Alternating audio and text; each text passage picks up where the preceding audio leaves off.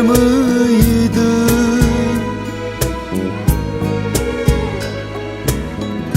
Aşka boyun eğmek var mıydı?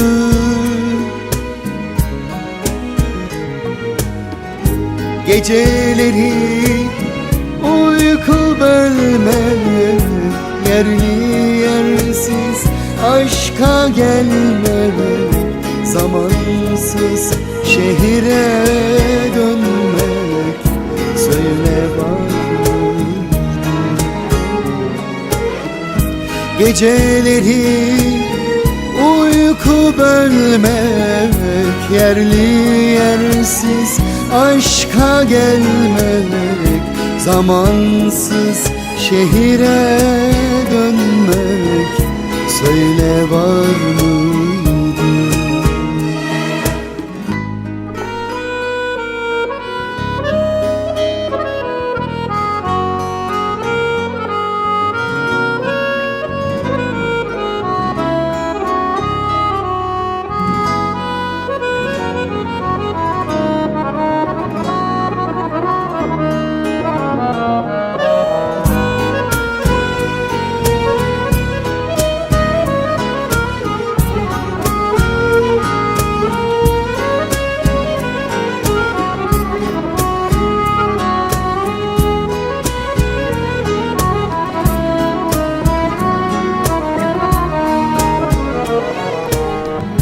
Sonunda ayrılmak var mıydı?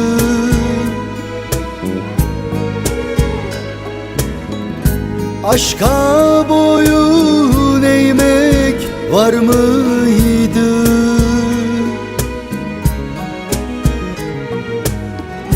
Geceleri uyku bölmek, yerli yersiz aşka gelmemek, zamansız şehire dönmek, söyle var mı?